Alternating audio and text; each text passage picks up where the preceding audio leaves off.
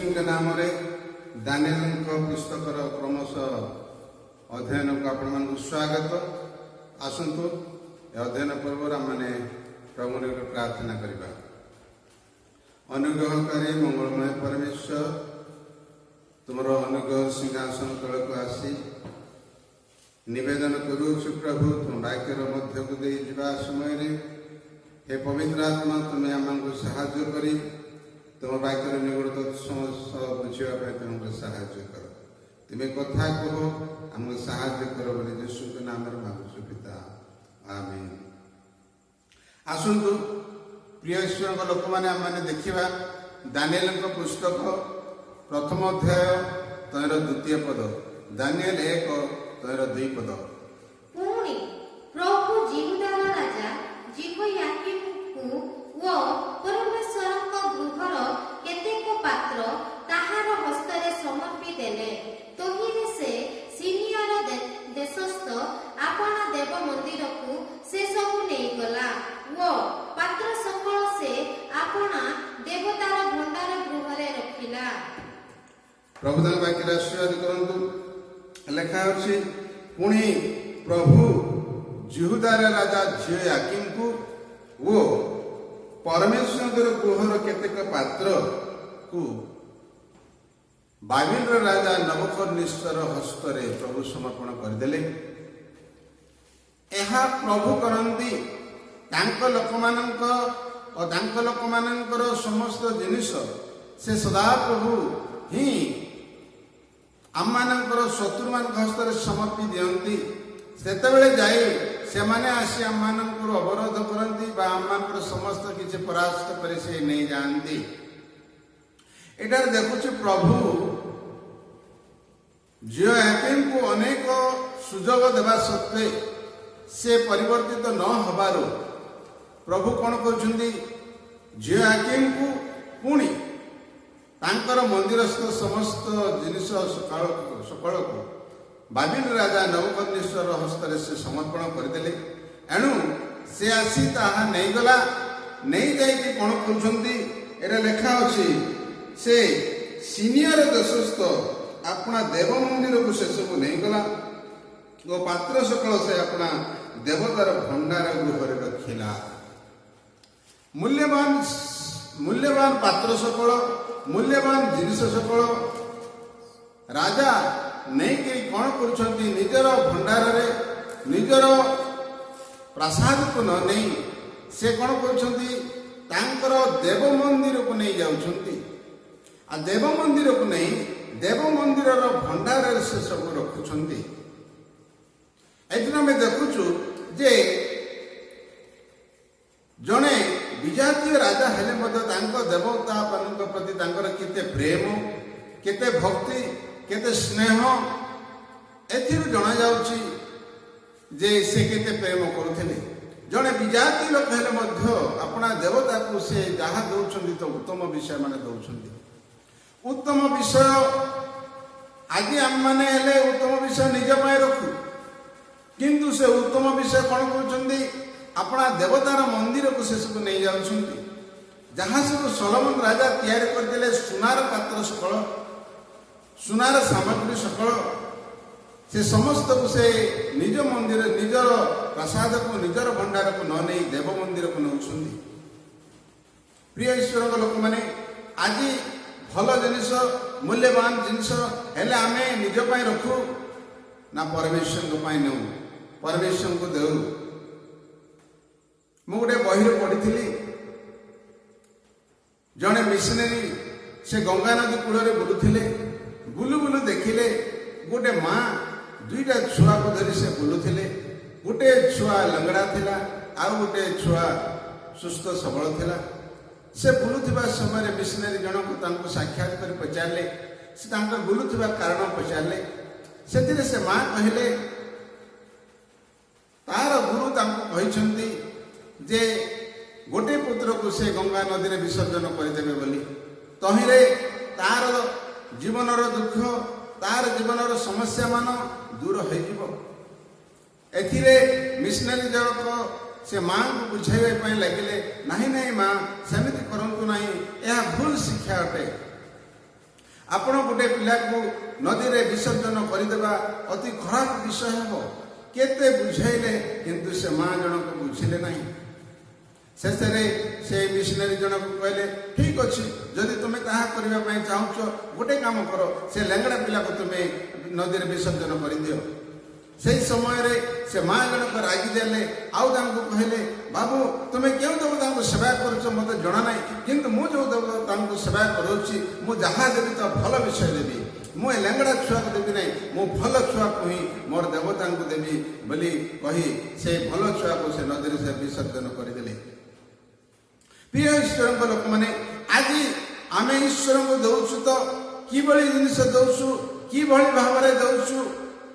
ମୂଲ୍ୟବାନ ଜିନିଷ ଆମେ ନିଜ ପାଇଁ ରଖୁଛୁ, ନିଜ ଛୁଆମାନଙ୍କ ପାଇଁ ରଖୁଛୁ, ନିଜ ପରିବାର ପାଇଁ ରଖୁଛୁ, ନିଜର ଭବିଷ୍ୟତ ପାଇଁ ରଖୁଛୁ।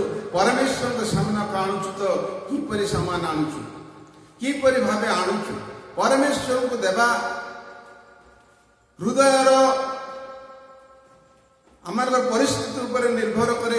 ଆମେ କିଭଳି ଭାବରେ ପରମେଶ୍ୱରଙ୍କୁ ହୃଦୟରେ ସ୍ଥାନ ଦେଇଅଛୁ ସେଭଳି ଭାବରେ ଆମେ ଦାନ ଦେଇହେବ। ପରମେଶ୍ୱରଙ୍କ ବ୍ୟବସ୍ଥାରେ ଲେଖା ଅଛି, ଦ୍ୱିତୀୟ ବିବରଣ 17 ପଦରେ ଲେଖା ଅଛି। ଦ୍ୱିତୀୟ ବିବରଣ 16 ଅଧ୍ୟାୟ 17 ପଦ। ସଦାପ୍ରଭୁ ତୁମ୍ଭ ପରମେଶ୍ୱରଙ୍କର ତୁମ୍ଭ ପ୍ରତି ଦତ୍ତ ଆଶୀର୍ବାଦ ଅନୁସାରେ ତୁମ୍ଭର ପ୍ରତ୍ୟେକ ଜଣ ଆପଣା ସାଧ୍ୟ ପ୍ରମାଣେ ଦେବ। ଲେଖା ଅଛି, ସଦାପ୍ରଭୁଙ୍କର ଦତ୍ତ ଆଶୀର୍ବାଦ ପ୍ରମାଣେ ତୁମର ପରମେଶ୍ୱର ତୁମକୁ କିଭଳି ଭାବରେ ଆଶୀର୍ବାଦ କରିଛନ୍ତି ସେହି ଅନୁସାରେ ତୁମେ ପରମେଶ୍ୱରଙ୍କୁ ତୁମେ ଦାନ ଆଣିବ ବା ଦାନ ଦେବ। ଆଜି ପରମେଶ୍ୱର ଆମକୁ କିଭଳି ଭାବରେ ଆଶୀର୍ବାଦ କରିଛନ୍ତି ସେହି ଅନୁସାରେ ଆମେ ପରମେଶ୍ୱରଙ୍କୁ ଦାନ ଦେବାର ଅଛି। ଅନ୍ୟ ଲୋକମାନଙ୍କୁ ଦାନ ଦେବା କଥା ଅଲଗା ଲେଖା ଅଛି, କିନ୍ତୁ ସଦାପ୍ରଭୁଙ୍କ ଛାମୁକୁ ଆଣିବା ଦାନ ଅଲଗା ଅଛି। ଦାନ ଦେବା ସମୟରେ ତୁମର ବାମ ହସ୍ତ ଯାହା କରୁଛି ଡାହାଣ ହସ୍ତ ନ ଜାଣୁ, ତାହା ଲୋକଙ୍କୁ ଦାନ ଦେବା କଥା ଲେଖା ଅଛି, ପରମେଶ୍ୱରଙ୍କ ଗୃହକୁ ଆଣିବା କଥା ଲେଖା ନାହିଁ। କିନ୍ତୁ ପରମେଶ୍ୱରଙ୍କ ଗୃହକୁ ଆଣିବା ସମୟରେ ପ୍ରଭୁ ତୁମକୁ ଯେଉଁଭଳି ଭାବରେ ଆଶୀର୍ବାଦ କରିଅଛନ୍ତି ସେହି ଅନୁସାରେ ତୁମେ ଦାନ ଦେବ। ଆଜି ଗରିବ ଲୋକ ହେଲେ ମଧ୍ୟ 10 ଟଙ୍କା ଦାନ ଦେଉଛନ୍ତି, ଧନୀ ଲୋକ ହେଲେ ମଧ୍ୟ 10 ଟଙ୍କା ଦାନ ଦେଉଛନ୍ତି। କିନ୍ତୁ ବ୍ୟବସ୍ଥାରେ ନିୟମ ଅଛି। ପ୍ରଭୁ ତୁମକୁ କିଭଳି ଭାବରେ ଆଶୀର୍ବାଦ କରିଛନ୍ତି, ଦାନ ଦେବା ଏହା ହୃଦୟର ବିଷୟ ଅଟେ। ଆମେ ପରମେଶ୍ୱରଙ୍କୁ କେତେ ପ୍ରେମ କରୁଛୁ ସେମିତି ଦାନ ଦେଇହେବ। ଆମେ ଗୋଟେ ଛୁଆକୁ ବେଶୀ ପ୍ରେମ କଲେ ଭଲ ବିଷୟ ଦେଇହେବ।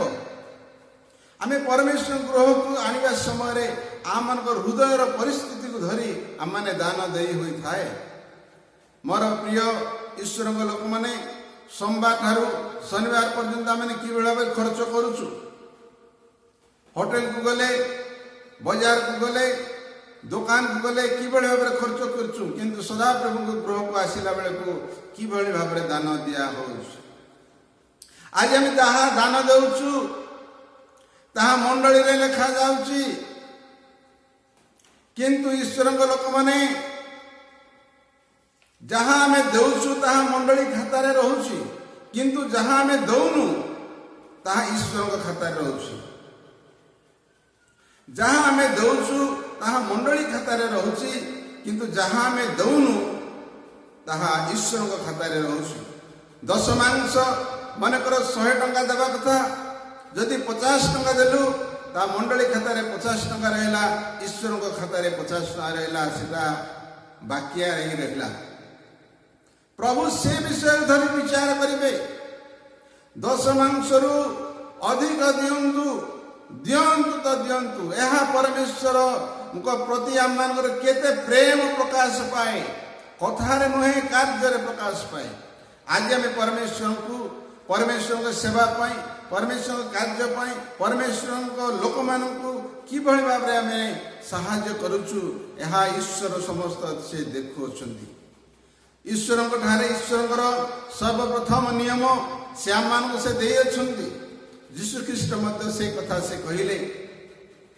ମାଥ୍ୟୁ ଲିଖିତ ସୁସମାଚାର 22 ଅଧ୍ୟାୟ ମାଥ୍ୟୁ ଲିଖିତ ସୁସମାଚାର 22 ଅଧ୍ୟାୟ 35 ଠାରୁ 37 ଯାଏ।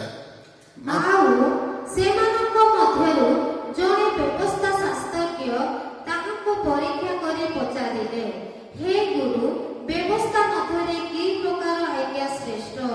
ସେ ତାଙ୍କୁ କହିଲେ, ତୁମ୍ଭେ ଆପଣାର ସମସ୍ତ ଅନ୍ତଃକରଣ, ସମସ୍ତ ପ୍ରାଣ ଓ ସମସ୍ତ ମନ ଦେଇ ପ୍ରଭୁ ଆପଣା ଈଶ୍ୱରଙ୍କୁ ପ୍ରେମ କର। ଜଣେ ବ୍ୟବସ୍ଥା ଶାସ୍ତ୍ରଜ୍ଞ ଆସି ଯୀଶୁଙ୍କୁ ପ୍ରଶ୍ନ ପଚାରୁଛନ୍ତି, କି ପ୍ରକାର ଆଜ୍ଞା ଶ୍ରେଷ୍ଠ? ସେ ତାଙ୍କୁ କହିଲେ, ତୁମେ ଆପଣାର ସମସ୍ତ ଅନ୍ତଃକରଣ, ସମସ୍ତ ପ୍ରାଣ ଓ ସମସ୍ତ ମନ ଦେଇ ପ୍ରଭୁ ଆପଣା ଈଶ୍ୱରଙ୍କୁ ପ୍ରେମ କର। ଈଶ୍ୱରଙ୍କୁ ପ୍ରେମ କର। ପ୍ରେମ କର କିଭଳି ଭାବରେ ପ୍ରେମ କର? ସମସ୍ତ ଅନ୍ତଃକରଣ, ହୃଦୟ ସହିତ, ଅନ୍ତଃକରଣ ସହିତ ଈଶ୍ୱରଙ୍କୁ ଯିଏ ପ୍ରେମ କରିବ ସେ ଉତ୍ତମ ବିଷୟ ଦେବ। ଆମେ ନିଜ ଛୁଆମାନଙ୍କୁ ଯାହାକୁ ଆମେ ଅତି ଭଲ ପାଉ ତାହାକୁ ଆମେ ଉତ୍ତମ ବିଷୟ ଦେଇଥାଉ। ତାହା ନିମନ୍ତେ ଲୁଗା କିଣିଲା ବେଳକୁ ଆମେ ଉତ୍ତମ ଲୁଗା କିଣିଥାଉ। ବର୍ଷକରେ ଆମେ ପରିବାର ସମସ୍ତଙ୍କ ପାଇଁ ଉତ୍ତମ ଲୁଗା ପଟା କରିଥାଉ, କିନ୍ତୁ ସଦାପ୍ରଭୁଙ୍କ ଗୃହ ପାଇଁ କିଛି ଆଣିବାର ଦେଖାଯିବ ନାହିଁ। ଖାଲି ହାତରେ ଆସିବ, 10 ଟଙ୍କା ନୋଟ ଗୋଟେ ଧରି ଆସିବ, ପକାଇଦେବ। ସଦାପ୍ରଭୁଙ୍କ ଗୃହ ପାଇଁ କ'ଣ ଅଣାଯିବ? ପ୍ରେମ କାହିଁ? ପ୍ରେମ କାର୍ଯ୍ୟରେ ପ୍ରକାଶ ପାଏ, ପ୍ରେମ କଥାରେ ପ୍ରକାଶ ପାଏ ନାହିଁ। ପ୍ରଭୁ ଏହା କହନ୍ତି, ତୁମେ ସମସ୍ତ ଅନ୍ତଃକରଣ, ସମସ୍ତ ମନ ଯଦି ପ୍ରଭୁଙ୍କ ଠାରେ ଅଛି, ଧନ ମଧ୍ୟ ସେଇଠି ଦେଇହେବ। କିନ୍ତୁ ଯୋଉଠି ଧନ ଅଛି ସେଇଠି ଯଦି ମନ ରହିବ, ପ୍ରଭୁଙ୍କ ପାଇଁ ଆଉ କିଛି ନଥିବ। ମନ ତ ଧନ ପଟ ରହିଗଲା। ମୋର ଈଶ୍ୱରଙ୍କ ଲୋକମାନେ ଜଗତର ଧନ କଳଙ୍କ ଖାଇଦେବ। ଜଗତର ଧନ ଆମମାନଙ୍କୁ ଫାନ୍ଦରେ ପକାଇଦେବ, ସେଇ ସମୁଦ୍ରରେ ଆମମାନଙ୍କୁ ପକାଇଦେବ, ସେ ଅଗ୍ନିରେ ଆମମାନଙ୍କୁ ପକାଇଦେବ। ଜଗତର ଧନ ସବୁ ମାୟା ଅଟେ, ଏହାର ପଛରେ ଯାଆନ୍ତୁ ନାହିଁ। ପ୍ରଭୁ କହନ୍ତି, ତୁମେ ଆମମାନଙ୍କୁ ପ୍ରେମ କର। ଆଜି ଖ୍ରୀଷ୍ଟଙ୍କୁ ଯଦି ଆମେ ପ୍ରେମ କରିବା, ତେବେ ଉତ୍ତମ ଉତ୍ତମ ବିଷୟ ଦେଇ ଜାଣିବା। ଯୀଶୁ କହିଲେ, ତୁମେ ଦୁଷ୍ଟ ଲୋକ ହେଇକରି ମଧ୍ୟ ଆପଣ ସନ୍ତାନ ମାନଙ୍କୁ ଉତ୍ତମ ଉତ୍ତମ ବିଷୟ ଦେଇ ଜାଣ। ଆମେ ପ୍ରଭୁଙ୍କୁ ଯଦି ପ୍ରେମ କରିବା, ପ୍ରଭୁଙ୍କୁ ମଧ୍ୟ ଉତ୍ତମ ବିଷୟ ଦେଇ ଜାଣି ହେବ। ଆମେ ପ୍ରଭୁଙ୍କୁ ପ୍ରେମ କରିବା, ସେଟା ପ୍ରଭୁ ଆମଙ୍କଠୁ ଡିମାଣ୍ଡ କରନ୍ତି। ଏଣୁକରି ସେ କହିଲେ, ଜହନ ଲିଖିତ ସୁସମାଚାର 14 ଅଧ୍ୟାୟ, ଜହନ ଲିଖିତ ସୁସମାଚାର 14 ଅଧ୍ୟାୟ 15 ଆଉ 16 ପଦ। ଯଦି ତୁମ୍ଭେମାନେ ମୋତେ ପ୍ରେମ କର, ତାହେଲେ ମୋର ଆଜ୍ଞା ସବୁ ପାଳନ କରିବ। ଆଉ ମୁଁ ପିତାକୁ ଅନୁରୋଧ କରିବି, ପୁଣି ତୁମ୍ଭମାନଙ୍କ ସାଙ୍ଗରେ ଚିରକାଳ ରହିବା ନିମନ୍ତେ ସେ ତୁମ୍ଭମାନଙ୍କୁ ଆଉ ଜଣେ ସାହାଯ୍ୟକାରୀକି, ଅର୍ଥାତ୍ ସେହି ସତ୍ୟମୟ ଆତ୍ମାକୁ ଦେବେ। ଲେଖା ଅଛି, ଯଦି ତୁମେମାନେ ମୋତେ ପ୍ରେମ କର, ତାହେଲେ ମୋର ଆଜ୍ଞା ସବୁ ପାଳନ କରିବ। ଯଦି ତୁମେ ମୋତେ ପ୍ରେମ କରୁଅଛ, ତେବେ ମୋର ଆଜ୍ଞା ସକଳ ପାଳନ କର, ମୋର କଥା ସକଳ ପାଳନ କର। କେବଳ ଶ୍ରୋତା ମାତ୍ର ହୋଇ ରୁହନ୍ତୁ ନାହିଁ। ଯଦି କେବଳ ଶ୍ରୋତା ମାତ୍ର ହେଇକି ରହିବେ, ତେବେ କୌଣସି ପ୍ରକାର ଆଶୀର୍ବାଦର ଅଂଶୀ ହେବେ ନାହିଁ। କେବଳ ଶ୍ରୋତା ହିଁ ହୋଇ ରହିଯିବ। ମୋର ପ୍ରିୟ ଈଶ୍ୱରଙ୍କ ଲୋକମାନେ, ଆଜି ଆମେ ଈଶ୍ୱରଙ୍କ ବାକ୍ୟର ଶ୍ରୋତା ହେବା ନାହିଁ, କର୍ମକାରୀ ହେବା। କାରଣ ଯେଉଁମାନେ ଶୁଣନ୍ତି ସେମାନେ କିଛି ନୁହନ୍ତି, ସେମାନେ ବାଲି ଉପରେ ଗୃହ ନିର୍ମାଣକାରୀ ପରି। କିନ୍ତୁ ଯେଉଁମାନେ ପାଳନ କରନ୍ତି, ଶୁଣନ୍ତି ଓ ପାଳନ କରନ୍ତି, ସେମାନେ ବସ୍ତର ଉପରେ ଗୃହ ନିର୍ମାଣକାରୀ ସଦୃଶ ହେବେ, ଯେଉଁ ଗୃହ କେବେ କିଛି ହେବ ନାହିଁ। ମୋର ପ୍ରିୟ ଈଶ୍ୱରଙ୍କ ଲୋକମାନେ, ପ୍ରଭୁ କହିଲେ, ଯଦି ତୁମେ ମୋତେ ପ୍ରେମ କରୁଅଛ, ତେବେ ମୋର ଆଜ୍ଞା ସକଳ, ମୋର ବାକ୍ୟ ସକଳ ପାଳନ କର। ସେହି ଜହନ ଲିଖିତ ସୁସମାଚାର 14 ଅଧ୍ୟାୟ 23 ପଦରେ ଗୋଟେ କଥା ଲେଖା ଅଛି। ଜହନ 14:23। ଯୀଶୁ ତାଙ୍କୁ ଉତ୍ତର ଦେଲେ, ଯଦି କେହି ମୋତେ ପ୍ରେମ କରେ, ତାହେଲେ ସେ ମୋର ବାକ୍ୟ ପାଳନ କରିବ, ପୁଣି ମୋର ପିତା ତାହାକୁ ପ୍ରେମ କରିବ। ଯଦି କୌଣସି ଲୋକ ମୋତେ ପ୍ରେମ କରେ, ତେବେ ମୋର ବାକ୍ୟ ସକଳ ସେ ପାଳନ କରିବ। ପ୍ରଭୁ କହୁଛନ୍ତି, ତୁମେ ମୋତେ ପ୍ରେମ କରିବାର ପ୍ରମାଣ କ'ଣ?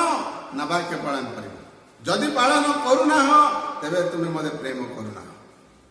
ତାହା ବେକାର, ସେମାନେ ବୃଥାରେ ଆମମାନଙ୍କର ଆରାଧନା କରନ୍ତି, ମୁଖରେ ସ୍ୱୀକାର କରନ୍ତି, ହୃଦୟରୁ ଆମଠାରୁ ଦୂରରେ ରହନ୍ତି। ସେମାନଙ୍କୁ ପ୍ରଭୁ କହିବେ, ମୁଁ ତୁମକୁ କେବେ ଜାଣି ନାହିଁ। ମୋର ଈଶ୍ୱରଙ୍କ ଲୋକମାନେ ଜଗତର ଯେତେ ଜିନିଷ ଅଛି ସମସ୍ତଙ୍କ ଠାରୁ ଆସନ୍ତୁ ଆମେମାନେ ପ୍ରଭୁଙ୍କ ଅଧିକ ପ୍ରେମ କରିବା। ପରମେଶ୍ୱର ସେ ହୃଦୟ ଦେଖିବା ପରମେଶ୍ୱର, ସେ ଅନ୍ତଃକରଣ ତୋଳିବା ପରମେଶ୍ୱର, ସେ ଆମମାନଙ୍କ ହୃଦୟର ଗୁପ୍ତ ବିଷୟ ସବୁ ଅନୁସନ୍ଧାନ କରିବା ପରମେଶ୍ୱର। ଆମମାନେ ତାଙ୍କୁ କେତେ ପ୍ରେମ କରୁଛୁ ସେ ଆମକୁ ଜାଣନ୍ତି। ସେ ପିତରକୁ ବାରମ୍ବାର ପଚାରୁଥିଲେ, ତୁମେ କ'ଣ ମୋତେ ପ୍ରେମ କରୁଅଛ? ତୁମେ କ'ଣ ମୋତେ ପ୍ରେମ କରୁଅଛ? ଯଦି ତୁମେ ମୋତେ ପ୍ରେମ କରୁଅଛ ମୋର ପଲର ତତ୍ତ୍ୱାବଧାନ କର। ମୋର ପ୍ରିୟ ଈଶ୍ୱରଙ୍କ ଲୋକମାନେ, ଆମେ ପରମେଶ୍ୱରଙ୍କୁ ପ୍ରେମ କରୁ।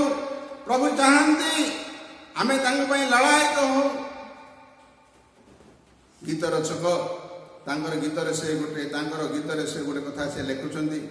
ଗୀତ ସଂହିତା 73:25 ପଦ। ଗୀତ ସଂହିତା 73:25 ପଦ। ସ୍ୱର୍ଗରେ ତୁମ ବିନା ମୋହର ଆଉ କିଏ ଅଛି ଓ ଭୂମଣ୍ଡଳରେ ତୁମ ଛଡ଼ା ଆଉ କାହାକୁ ମୁଁ ବାଞ୍ଛା କରୁନାହିଁ। ଲେଖା ଅଛି, ସ୍ୱର୍ଗରେ ତୁମ ବିନା ମୋହର ଆଉ କିଏ ଅଛି, ଭୂମଣ୍ଡଳରେ ତୁମ ଛଡ଼ା ମୁଁ କାହାକୁ ବାଞ୍ଛା କରୁନାହିଁ। ସ୍ୱର୍ଗରେ ତୁମେ, ପୃଥିବୀରେ ମଧ୍ୟ ତୁମେ ତୁମକୁ ଛାଡ଼ିଦେଲେ ପ୍ରଭୁ ମୁଁ ଆଉ କାହାକୁ ଇଚ୍ଛା କରୁନାହିଁ। ଗୀତ ରଚକ କହୁଛନ୍ତି, ପ୍ରଭୁ ତୁମେ ହିଁ ମୋର ଦରକାର ଅଛି। ଆଜି ଆମେ ପ୍ରଭୁଙ୍କ ପାଖକୁ ଯାଉ, ପ୍ରଭୁଙ୍କଠାରୁ ଅନେକ ଜିନିଷ ପାଇବା ପାଇଁ ଯାଉ, ଅନେକ ଆଶୀର୍ବାଦ ପାଇବା ପାଇଁ ଯାଉ, କିନ୍ତୁ ବହୁତ କମ୍ ଲୋକ ଯାଆନ୍ତି। ଆଶୀର୍ବାଦ ନାହିଁ, କିନ୍ତୁ ପ୍ରଭୁଙ୍କୁ ଦରକାର। ପ୍ରଭୁ ତୁମେ ଦରକାର, ପ୍ରଭୁ ତୁମେ ଦରକାର, ତୁମେ ମୋର ବାଣ୍ଟସ୍ୱର, ତୁମେ ମୋର ଦରକାର। ପ୍ରଭୁଙ୍କୁ ଏମିତି କହିବା ଲୋକକୁ ପ୍ରଭୁ ଆଜି ଖୋଜୁଛନ୍ତି, ଯିଏକି ମୋ ଠାରୁ ସକଳ ଆଶୀର୍ବାଦ ନାହିଁ କିନ୍ତୁ ମୋତେ ଚାହିଁବ, ଏପରି ଲୋକ ପ୍ରଭୁ ଚାହାନ୍ତି। ଗୀତ ସଂହିତା 84:1 ଆଉ 2 ପଦରେ ଲେଖା ଅଛି। ଗୀତ ସଂହିତା 84:1 ଆଉ 2 ପଦ। ହେ ସୈନ୍ୟାଧିପତି ସଦାପ୍ରଭୁ, ତୁମର ଆବାସ କିପରି ପ୍ରିୟତମ। ସଦାପ୍ରଭୁଙ୍କ ପ୍ରାଙ୍ଗଣ ନିମନ୍ତେ ମୋହର ପ୍ରାଣ ଲାଳସା କରେ, ମଧ୍ୟ ମୂର୍ଚ୍ଛିତ ହୁଏ। ଲେଖା ଅଛି, ସଦାପ୍ରଭୁଙ୍କ ପ୍ରାଙ୍ଗଣ ନିମନ୍ତେ ମୋହର ପ୍ରାଣ ଲାଳସା କରେ। ପ୍ରଭୁଙ୍କର ପ୍ରାଙ୍ଗଣ ନିମନ୍ତେ, ପ୍ରଭୁଙ୍କର ମନ୍ଦିର ନିମନ୍ତେ, ପ୍ରଭୁଙ୍କର ଗୃହ ନିମନ୍ତେ ତାଙ୍କର ପ୍ରାଣ ଲାଳସା କରେ। ସବୁବେଳେ ସେ ଆପଣ ଅଛନ୍ତି, ଇଚ୍ଛା କରୁଛନ୍ତି ସେ ପ୍ରାଙ୍ଗଣରେ ମୁଁ ରହିବି, ସେ ପ୍ରାଙ୍ଗଣରେ ମୁଁ ବାସ କରିବି। ପ୍ରଭୁଙ୍କ ପ୍ରାଙ୍ଗଣ କେତେ ଖୁସିର ବିଷୟ। ପ୍ରଭୁଙ୍କ ନିମନ୍ତେ ସେ ତାଙ୍କର ହୃଦୟ କ'ଣ ହେଉଛି ନା ଲାଳସା କରୁଛି। ମୋର ପ୍ରିୟ ଭାଇ ଭଉଣୀମାନେ, ପରମେଶ୍ୱରଙ୍କର ସକଳ ଆଶୀର୍ବାଦ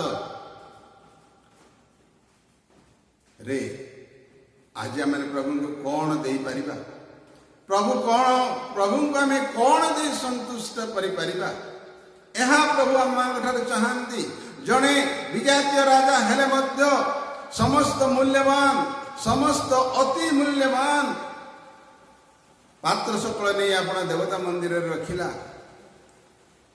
ଆଜି ପ୍ରଭୁ ଆମମାନଙ୍କ ଠାରୁ ଗୋଟେ ଜିନିଷ ଚାହାନ୍ତି, ତାହା ଲେଖା ଅଛି ଏଭ୍ରି 12 ପର୍ବ 28 ପଦ। ଏଭ୍ରି 12 28 ପଦ। ଅତଏବ ଅଟଳ ରାଜ୍ୟ ପ୍ରାପ୍ତ ହେବାରୁ ଆସ, ଆମ୍ଭେମାନେ କୃତଜ୍ଞ ହୋଇ ଭୟ ଓ ଭକ୍ତି ସହକାରେ ଈଶ୍ୱରଙ୍କ ସନ୍ତୋଷଜନକ ଉପାସନା କରୁ। ଲେଖା ଅଛି, ଅତଏବ ଅଟଳ ରାଜ୍ୟ ପ୍ରାପ୍ତ ହେବାରୁ ଆସ, ଆମମାନେ କୃତଜ୍ଞ ହୋଇ ଭୟ ଓ ଭକ୍ତି ସହକାରେ ଈଶ୍ୱରଙ୍କ ସନ୍ତୋଷଜନକ ଉପାସନା କରୁ। ଆମମାନେ ଅଟଳ ରାଜ୍ୟ ପ୍ରାପ୍ତ ହେବାର ଆସ, ଆମମାନେ କୃତଜ୍ଞ ହୋଇ ପ୍ରଭୁ ଚାହାନ୍ତି କୃତଜ୍ଞତାର ହୃଦୟ। ଆଜି ପରମେଶ୍ୱରଙ୍କର ଆଶୀର୍ବାଦ ବିନିମୟରେ ଆମେ ପରମେଶ୍ୱରଙ୍କୁ କ'ଣ ଦେଇପାରିବା? ପ୍ରଭୁ ଚାହାନ୍ତି କୃତଜ୍ଞତାର ହୃଦୟ, ଗ୍ରେଟଫୁଲ ହାର୍ଟ। ଆଜି ମଣ୍ଡଳୀରେ ପ୍ରଚାର କରାଯାଉଛି, ଦଶମାଂଶ ଦେଲେ ତମେ ଆହୁରି ଅଧିକ ପାଇବ। ଲୋକମାନେ ପାଇବା ଆଶାରେ ଦଉଛନ୍ତି। ଏଟା ବିଜନେସ୍ ହେଉଛି, ବିଜନେସ୍। LICରେ ପଇସା ବାନ୍ଧିଲେ ଆଉ ମିଳିବ, ବ୍ୟାଙ୍କରେ ବାନ୍ଧିଲେ ମିଳିବ, ପରମେଶ୍ୱରଙ୍କୁ ଦଶମାଂଶ ଦେଲେ ମିଳିବ, ମିଳିବା ଆଶାରେ ଦିଆଯାଉଛି, କୃତଜ୍ଞତା ସହକାରେ ନାହିଁ। କୃତଜ୍ଞର ଅର୍ଥ ଦେଲେ ଆଉ ମିଳିବାର ଆଶାରେ ନାହିଁ। କୃତଜ୍ଞରେ ଦେବା ଆଉ ଯେତେବେଳେ ସେ ଫେରାନ୍ତି ଆମେ ତାଙ୍କୁ କହିବା ଖାବ ନାଇଁ ନାଇଁ ପ୍ରଭୁ ଦରକାର ନାହିଁ। ଜଣେ ଭାଇ ଆମକୁ ଜଳଖିଆ ଖଣ୍ଡେ ଦେଇଥିଲେ, ଆମେ ତାଙ୍କୁ ଆଉ ଥରେ ଚାହା ଗୋଟେ କିଣିଦେଲାକୁ ସେ ପଇସା ଦେଲାକୁ ନାଇଁ ନାଇଁ ତମେ ଦିଅନ୍ତୁ ନାହିଁ ଆମେ ଦେବୁ ବୋଲି କହିବାର ଅଛି। କାହିଁକି? କୃତଜ୍ଞତାର ହୃଦୟ। ପରମେଶ୍ୱର ଆଜି ଆମମାନଙ୍କ ପାଇଁ ତାଙ୍କର ଜୀବନ ଦେଲେ, ସକଳ ଆଶୀର୍ବାଦ ଦେଲେ, ସକଳ ପ୍ରକାର ଅନୁଗ୍ରହ ଦେଲେ। ଏହାର ବିନିମୟରେ ଆମେ ସଦାପ୍ରଭୁ କ'ଣ ଦେଉଛୁ? କୃତଜ୍ଞତାର ସହିତ ଆମେ ପରମେଶ୍ୱରଙ୍କୁ କ'ଣ ଦେଉଛୁ? ପ୍ରଭୁ ଚାହାନ୍ତି କୃତଜ୍ଞତାର ହୃଦୟ। କୃତଜ୍ଞତାର ଦିଅନ୍ତୁ, ପାଇବା ଆଶାରେ ଦିଅନ୍ତୁ ନାହିଁ। ଯେଉଁମାନେ ପାଇବା ଆଶାରେ ଦିଅନ୍ତୁ ସେଇଟା ହେଉଛି ବିଜନେସ୍ ଚାଲିଛି। ପ୍ରଭୁଙ୍କୁ ଦେଲେ ମିଳିବ ଏଇ ଆଶାରେ ଦିଆଯାଉଛି ନାହିଁ। ମୋର ଭାଇ ଭଉଣୀମାନେ, ଏହା ପୁରାତନ ନିୟମରେ ଥିଲା, ନୂତନ ନିୟମରେ ଅଛି କୃତଜ୍ଞତାର ସହିତ ଦିଅନ୍ତୁ, ପାଇବା ଆଶାରେ ଦିଅନ୍ତୁ ନାହିଁ। ଦିଅନ୍ତୁ, ଏହା ତୁମ ନିମନ୍ତେ ସଂରକ୍ଷିତ ହେଇଗଲା, ଆଗାମୀ ଜୀବନରେ ଆପଣମାନେ ତାହା ପାଇବେ। ମୋର ପ୍ରିୟ ଭାଇ ଭଉଣୀମାନେ, ପ୍ରିୟ ଈଶ୍ୱରଙ୍କ ଲୋକମାନେ, ଜଣେ ରାଜା ବିଜାତୀୟ ରାଜା ହେଇ ତାହାର ଦେବତାକୁ ଯେତେ ସେ ଭୟ ଭକ୍ତି ସହକାରେ ସମସ୍ତ ଅତି ମୂଲ୍ୟବାନ ସାମଗ୍ରୀ ନେଇ ତାଙ୍କ ଦେବ ମନ୍ଦିରରେ ରଖିଲା, ଆଜି ଆମେମାନେ ପରମେଶ୍ୱରଙ୍କୁ ସେପରି ପ୍ରେମ କରୁ। ଆମମାନଙ୍କର ଜୀବନର ସମସ୍ତ ଉତ୍ତମାଂଶ ଉତ୍ତମ ବିଷୟ ସଦାପ୍ରଭୁଙ୍କ ହସ୍ତରେ ଦେଉ। ସେ ସମସ୍ତ ନିରୀକ୍ଷଣ କରିବା ପରମେଶ୍ୱର, ସେ ସମସ୍ତ ପରୀକ୍ଷା କରିବା ପରମେଶ୍ୱର, ସେ ସମସ୍ତ ବିଷୟ ତୌଲିବା ପରମେଶ୍ୱର।